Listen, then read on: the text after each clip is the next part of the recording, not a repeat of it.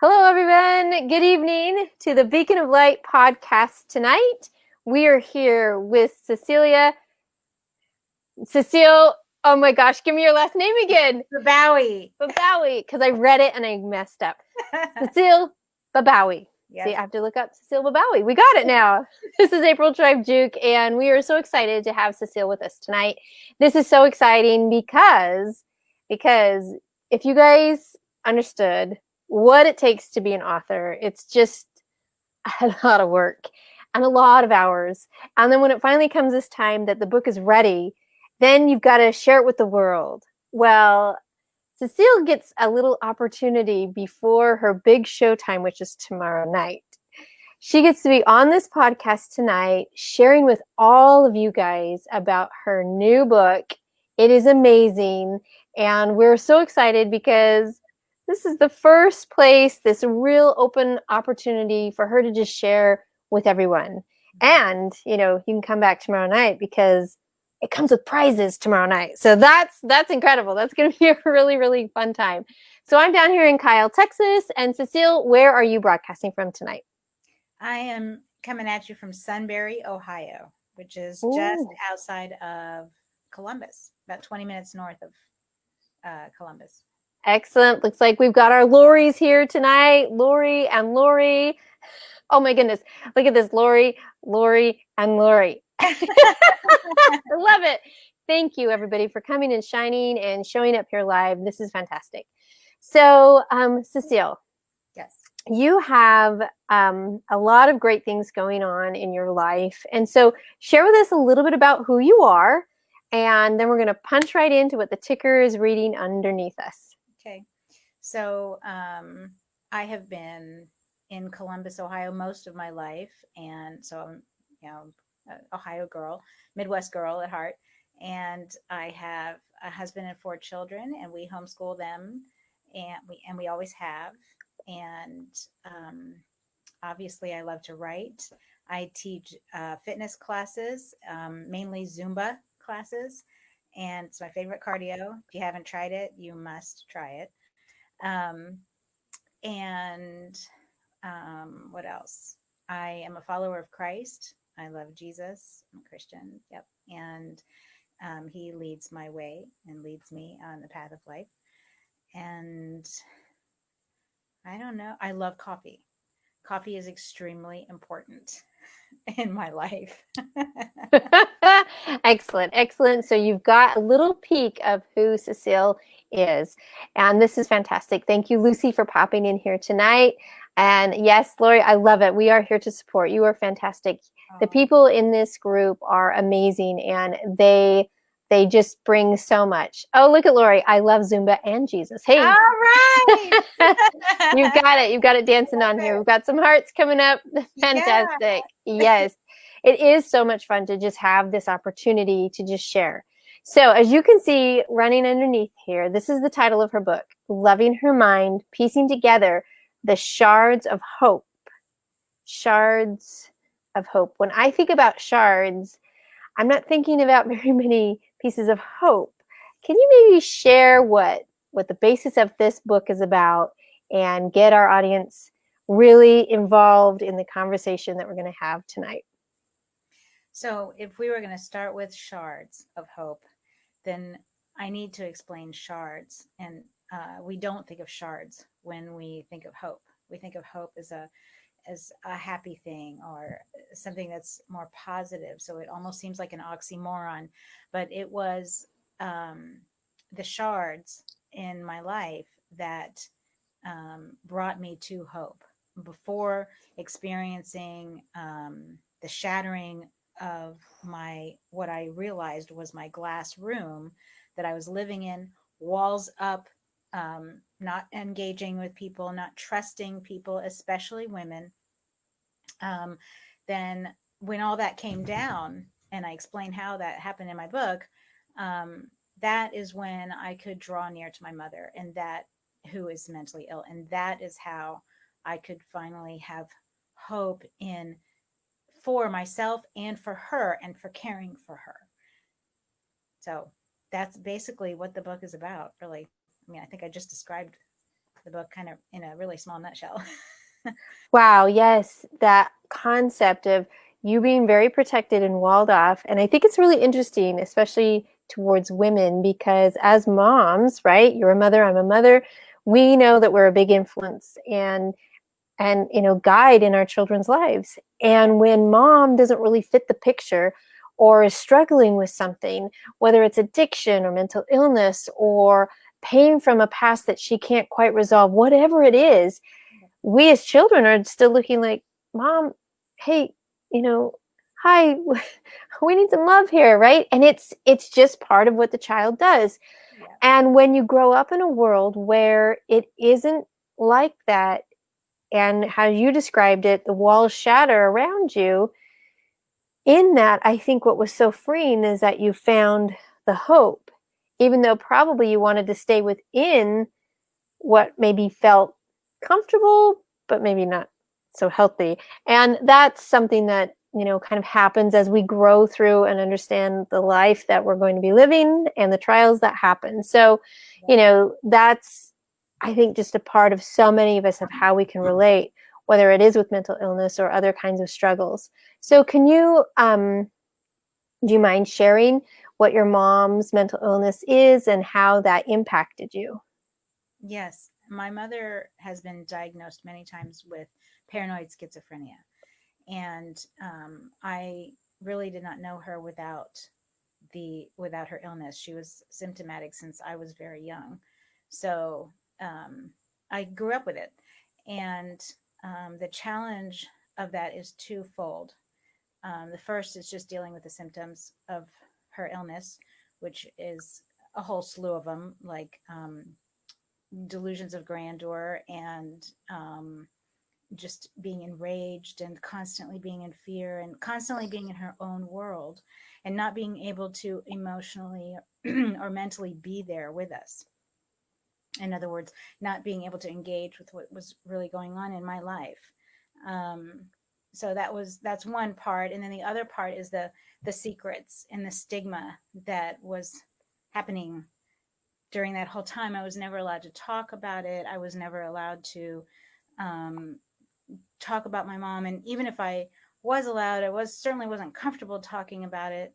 It just wasn't encouraged outside of our nucleus to tell anybody that my mother was mentally ill. And even if somebody had encouraged it, it was way too scary for me to share that with people. And so I didn't tell anyone that my mother was mentally ill until way into my adulthood.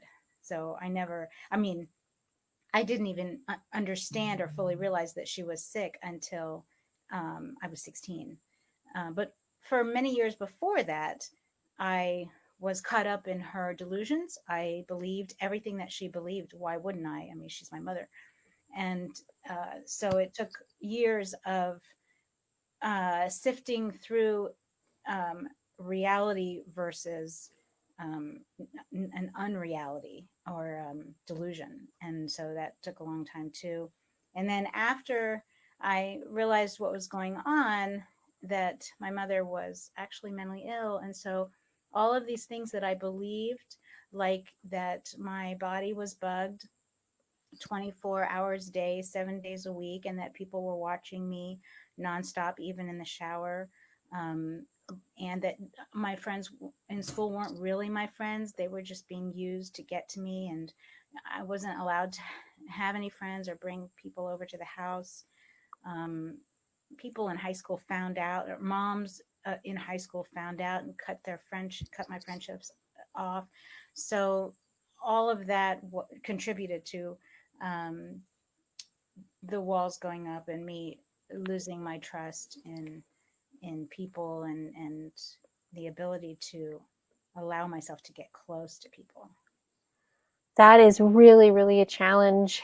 And thinking about how we are in those relationships, especially as young adults, as teenagers, it's all about the friends. It's all about how we're making those connections in high school years.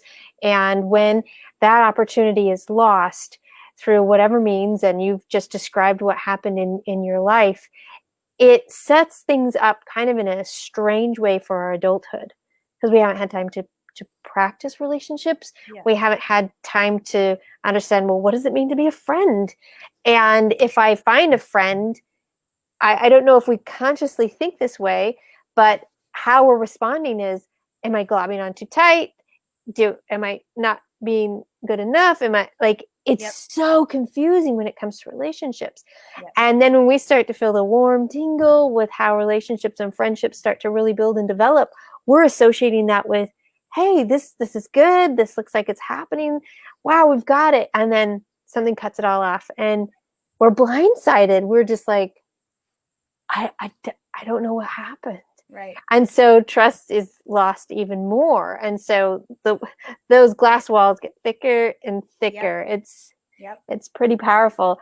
I want to throw this comment up here from Lori that says, my grandmother had the same mental illness, and I'm sure it affected how she mothered or didn't mother her own children. Yes. Yeah. Yes, absolutely. Absolutely. That's really, really powerful. And Lori says, yes, the secrets and the stigma that are attached, they can be really, it's just another hurdle to go over or to hide behind, right? To be like, it's not worth the effort. Never mind. I'm just going to, get through. And this is something that's really, really interesting to read through. And just to kind of say, Lori also says, how do you relate to a mother who is emotionally and mentally absent? Do you think you can answer that question? It's very difficult to do that. There are moments of clarity where sometimes you have those moments of closeness with her, but they're so rare with schizophrenia. At least in my case, they were so rare. So I didn't feel like I ever related to her. I couldn't see mom without the illness. I couldn't see her for the longest time. I could not see who she was as a person because the illness just takes over. So when I was a kid, I honestly I didn't relate to her. I sort of gravitated to my dad. My dad was in the house. He was in the picture and he was there providing for us. And I was lucky enough that way. And he's the one that I went to and talked to. I know I can't speak for other families, but I know when I've talked to people who've experienced this, they find somebody that they can go to for recourse because they don't have that. It's too hard, especially as a child, to connect with that parent. And April, like you were saying, you just kind of stay in your comfort zone and you kind of just, it's just easier to not engage or to not try to break out of that. And that was definitely me. I definitely for so many years just stayed comfortable in my own world and in my own self and never tried to relate to anybody because I couldn't relate to her, if that makes sense. It does. It makes perfect sense. And thank you, Lori, for asking that question. And it just seems like, there's another question that's popped up here from different Lori. She asks, did any medication work? Yes. So I cover this too. I talk about this in the book. That's a great question. I called the medicine when she started on the medicine. I called it the miracle medicine when I was, I think 18. I mean, as early as 18, because it worked tremendously. It helped so much because what it did was it kept our family together. It stabilized her so she wasn't constantly enraged and escalated to the point where she couldn't stop talking. With my mother, she would just the delusions were so loud in her head that they would just be spouting out of her mouth and she couldn't hear or think or realize what was going on around her. She couldn't hear what we were telling her without the meds. When she started on the meds, they quieted, the delusions quieted down, and we could actually talk to her and she could hear us again and she could be more aware of us and what was going on in the house. And so it was much, much, much better. Very, very interesting. And part of this, so how many siblings do you have, Cecile? I have two. Two siblings. So Cecile's the oldest, Yep. and then there's a brother, and then there's a baby sister, right? Yep. So we've kind of got this spread of children, and each child as they're born are at a different come at a different time where mom's delusions are probably louder than they were when Cecile was just starting out, right? So they've got different experiences and different perspectives on it as well. And then you throw the gender into that, right? Your brother probably has a different perspective than you, where maybe your brother was allowed to have more friends over because maybe the boys weren't as threatening to your mom, or whatever, however the delusions all go, right? And so it's probably really interesting, to interview each sibling to think, wow, that was your experience, but we were all in the same house. Like, how could it be so different? But it is. It is because of how relationships are. So you mentioned this miracle medicine and how it started to kind of stabilize things, and that it is a miracle. So my son also has schizophrenia, and I will concur that the medicine is a great stabilizer.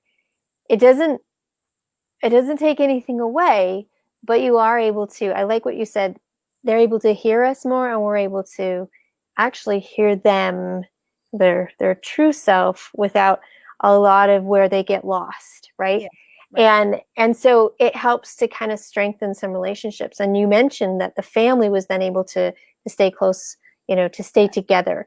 And that is, a really, really interesting part. But I have to ask this question.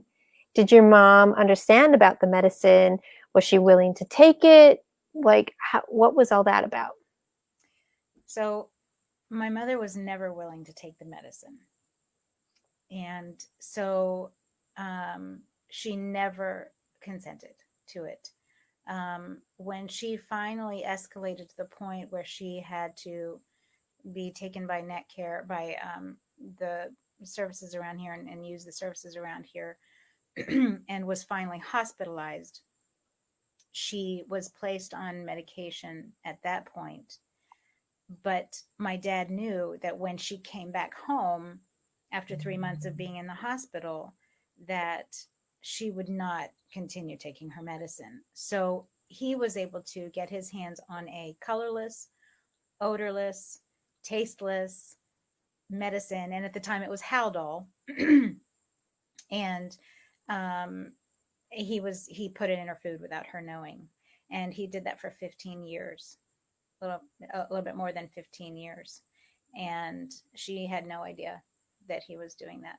And she was calm, and we were able to. And by the time that started, my younger brother and sister they were still young, and they were growing up into it. So they were able to have friends over by the time, because she was stabilized. So they actually had a more normal experience with friends and things like that than I did, because they were growing up in their teenage years by that time she was stabilized with meds. So that, to speak to the different experiences we had as siblings, that's why it was because of the meds.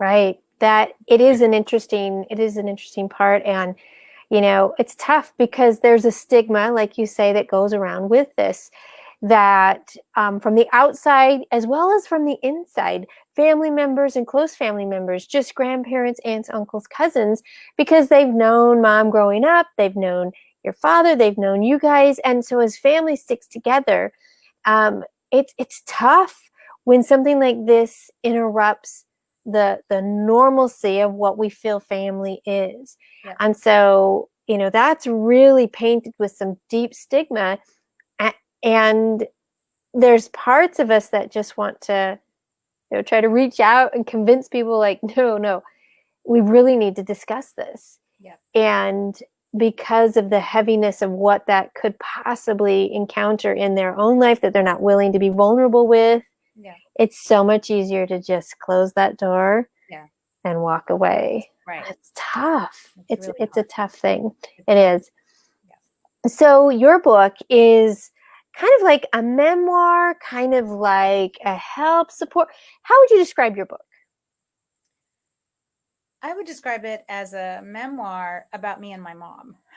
So I don't, it's not just my life A to Z. I mean, there's a lot of things that I did not put in about my own life because the focus was growing up with a parent with schizophrenia and what that was like, and then growing into discovering her as a person, a human being, a child of God whom I could forgive and love, and forgiving myself and loving myself, and then bridging that, being the bridge to hope and to being able to talk to other people, other caregivers especially, about what they're going through, and and telling the world that it's safe, it's okay to talk about your story, especially with mental illness being so stigmatized.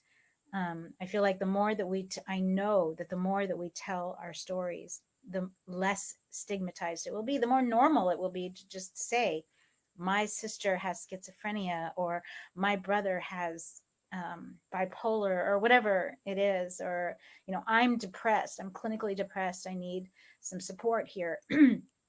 If it wasn't so stigmatized, then maybe people that are struggling with mental illness, or they're struggling with their mental health, would be more likely to get help, more likely to reach out to the people around them, or to the services that are available, and ask for help without worrying about how people will look at them or treat them.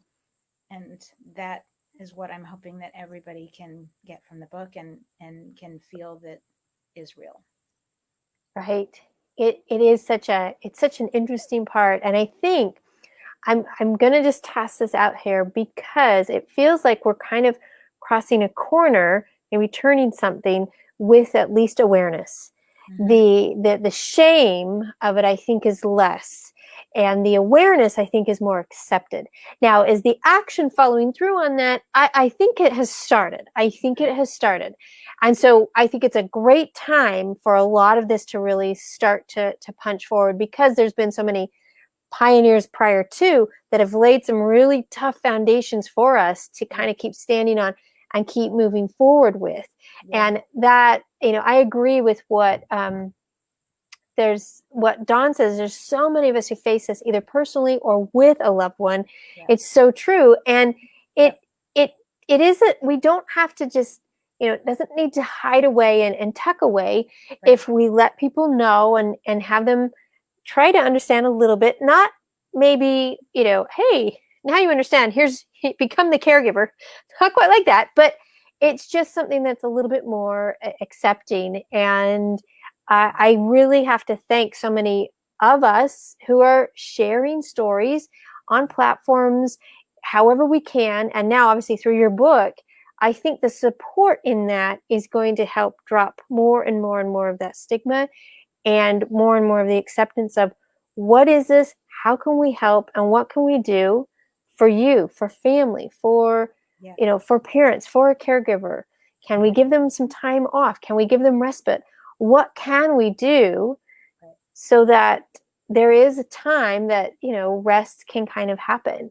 And that's a really interesting part. Thank you, Lori. Says, I'm sure your book will help many people understand that they're not alone. Thank you. They are not alone. That's very, very true. And so how do you feel now? Do you feel that with the book officially out, you can get it in pre-sales, everybody. Like, you can go to Amazon and grab it. And it's running right there underneath. So, she'd love to have a whole bunch of pre-sales before her book launch tomorrow. I'm just saying, it'd be fantastic. But we're not alone in this. And so now with this book, who do you hope to reach? Not necessarily preaching to the choir, but who do you want to reach, find this book, understand it, and think, wow, who's that audience? Who are you trying to reach? Anyone who is a caregiver of someone struggling with a mental illness of any kind. That would be the first audience that I think of, are the people that are like me, because that's who I am, and that's who I have always been, as somebody who is caring for the mentally ill. Also, someone who is struggling with their own mental health and mental illness too, can benefit from the book too, for sure. I think you're right. And um, getting into the stories that you share, they are very much that heartfelt place that allows us to do a lot of thinking and pondering. And I think reflection, because we can probably relate to, I've seen that happen in my own life, or whoa, that story happened to me when I was growing up, or maybe themselves who are suffering with their own mental illness thinking, I did that to my kid. I mean, because it relates all around, and not in a guilt fashion, but as a relating, as an awareness, as a part to be able to really go forward. And Mary says, good work. This is so important to raise the awareness. And it is. There are, thank you. And we're so grateful for you to raise this awareness of the mental health issue. Yeah. And I mean, November is a really interesting month to bring this up, and I've kind of been saving this part at the last. So can you share a little bit, Cecile, why November is kind of this special, interesting month in your life?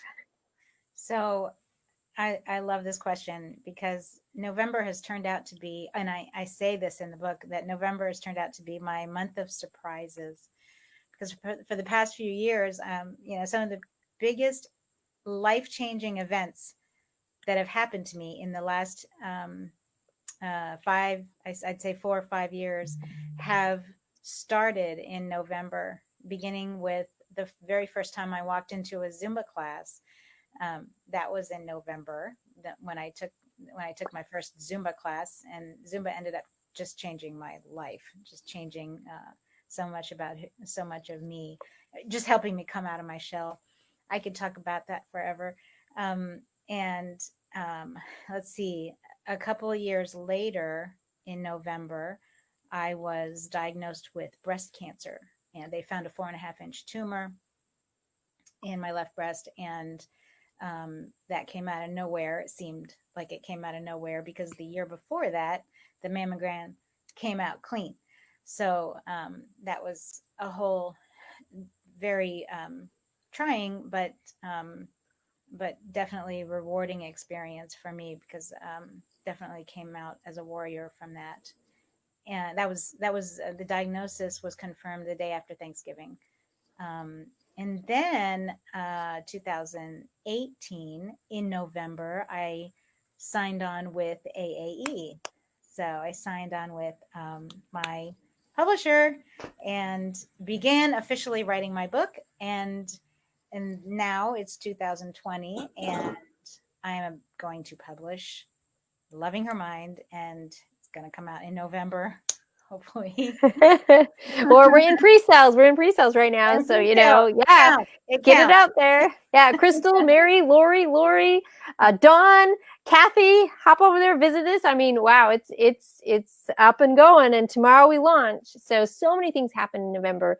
In fact, you even going to call the book something with the title of November, right? Yeah, thank you. I was going to title this book Dancing in November, because November became so important to me, and because when I started Zumba, if I can just take a minute on this. Oh, please do. Yes.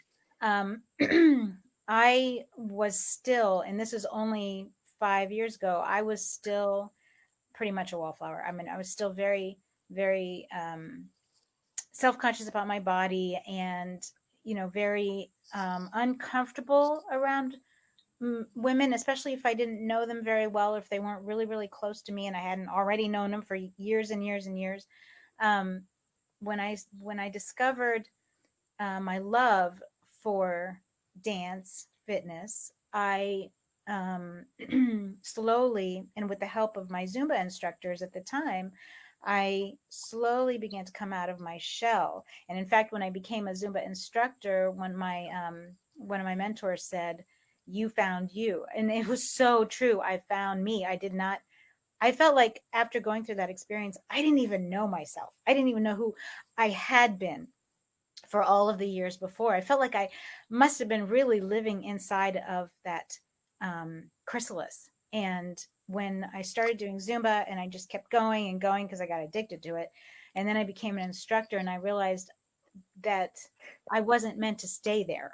I actually am not meant to stay in a chrysalis or in a enclosed space, but that I was meant to spread my wings. And that was the first time I ever felt that or knew that I even had wings.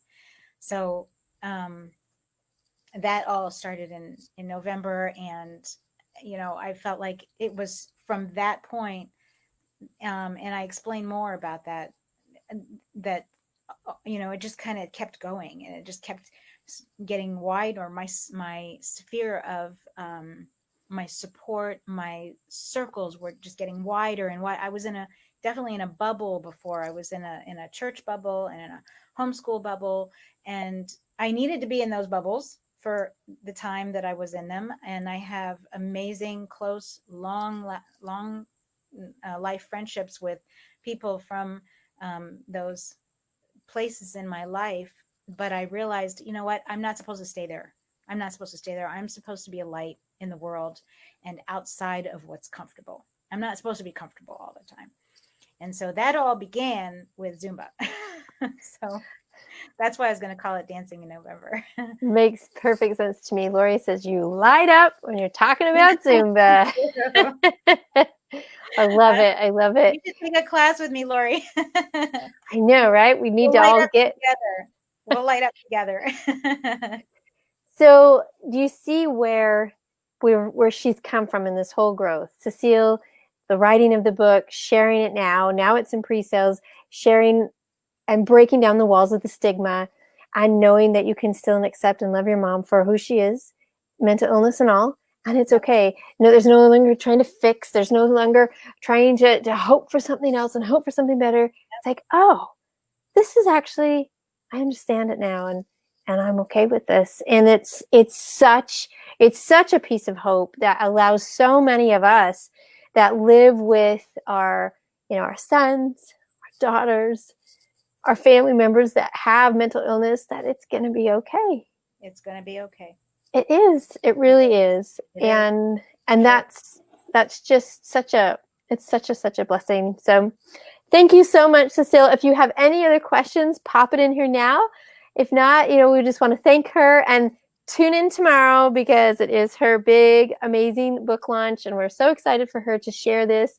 So it'll be very, something really similar. She'll have a friend here. It's going to have a guest speaker and, of course, prizes. So, you've got to come and check this out. But thank you, everybody, for supporting tonight. This has been a beautiful, beautiful evening. Thank you, Cecile. Thank you, April. And thank you, everybody, for coming. Bye, everybody.